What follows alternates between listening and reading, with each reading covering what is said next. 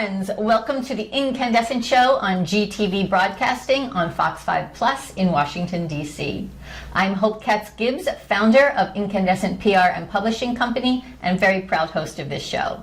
This month, we are shining a light on 4 of our incandescent authors. This is week 4, and I am thrilled to introduce you to best-selling thriller novelist, journalist, former police officer, and most recently a DEA agent, Jeffrey James Higgins. Welcome to the show. Thank you so much. Pleasure to be here.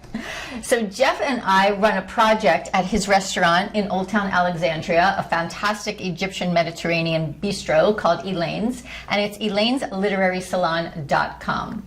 But a little bit about this gentleman. Jeff has wrestled a suicide bomber, fought the Taliban in combat, and chased terrorists across 5 continents. He received the Attorney General's Award for Exceptional Heroism and the DEA Award of Valor. He has appeared on CNN Declassified, National Geographic's Narco Awards, and more. He is also the co-owner, as I said, of Elaine's Mediterranean restaurant, and you have just such mad skills, Jeff. It's hard to really compress it into a sentence or two. And just for clarity, I did not wrestle the suicide bomber at the restaurant. No. So we're good there. Yeah, it's clear. Yes. It's clear. So your background speaks for itself, but what our audience might not know is that your longtime dream was to become a writer. Yeah, I wanted to be an author since I was a little kid, and you know, I interview so many authors. I've interviewed hundreds of them at this point, and it's always this nature versus nurture, you know. But I think most people who are writers know it at a very early age.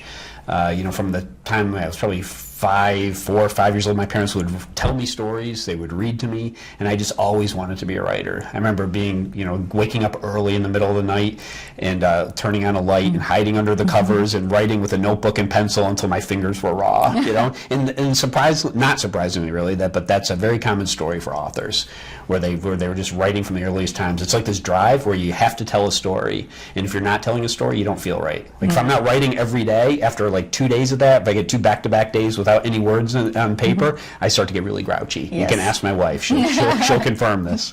And everyone at the restaurant. Jeff has to get in 1,000 words every day. It's very impressive, and it's so much fun to run Elaine's Literary Salon with you because you ask such great questions, such breadth and depth. I mean, whether you're talking to a children's book author or a poet or a thriller novelist like yourself, you just, you know, it goes on until, I mean, it's just fascinating. So how do you do that? What is it in you that makes you be able to tell stories and see stories? You know, I think it's just curiosity.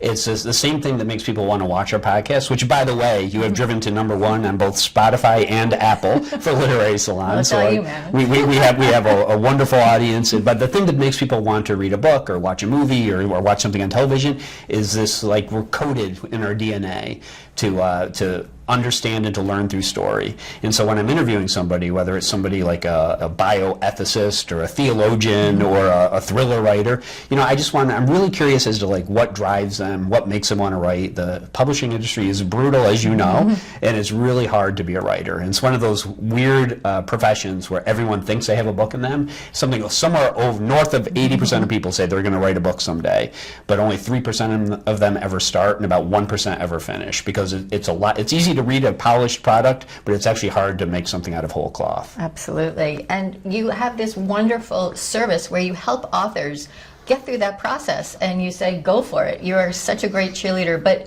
it's not just that you're encouraging them, you're really educating them on how to make it work. It's a business that changes all the time, and even with AI, like in the last year, there were 4 million books published in 2025, a 32% increase over 2024. And I'm guessing and anticipating 6 million books in 2026. Wow. And I think that's mostly because there are writers who are working with AI, because the number of books that are coming out are crazy. So to be able to do that kind of volume and to break out, like how do you break out when there's 4 million books that come out in a year? So it's really difficult. So what we'd like to do at the salon is give people a venue where they can actually talk about their books. It is fiction and nonfiction, so people are talking about really interesting themes and things that affect people in everyday life, but also the stories, you know, whether it's a children's author or a romance author or whatever. And so we're digging into what it is that makes people happy, not just for entertainment, but they're also learning. And authors write in isolation most of the time, so it's really helpful to have them be able to get a little bit of support and someone on the outside. And I like to pride myself on having made all the mistakes as an author. So like career mistakes and writing mistakes, and actually teach a class on writing mistakes. So I think when we're able to do this for people, we're able to help them find a way forward and keep them motivated. Yeah, and you're champion at that, really. And all your books, I read all of these books and I love them. They're page turners. I always learn something. I hear your voice in them. So you ask this question all the time at the salon, so I'm going to ask it to you. Where does story come from? I feel like I'm channeling story all the time as an author. I feel like the stories are coming to me. I see them. They take turns that I don't know are happening. Characters make decisions that I don't anticipate. So I really feel like, as in the multiverse, every possible configuration of every situation exists, and it just comes to me as I write. So I really feel like the stories aren't mine. I'm channeling. Ah, fantastic. I can sort of feel that in these books, but I encourage you to pick up anything by Jeffrey James Higgins. You can find them on jeffreyjameshiggins.com, and please check out our show, our podcast and video show, elainesliterarysalon.com, elainesliterarysalon.tv. We have tons of cool people coming into the restaurant, and you must go to Elaine's Restaurant, 208 Queen Street in Alexandria, Virginia. You are listening to the Inkandescent Show on GTV Broadcasting and FOX5 PLUS, Washington, D.C. I'm Hope Katz Gibbs, proud host of the show. We'll see you next week. Until then, be incandescent.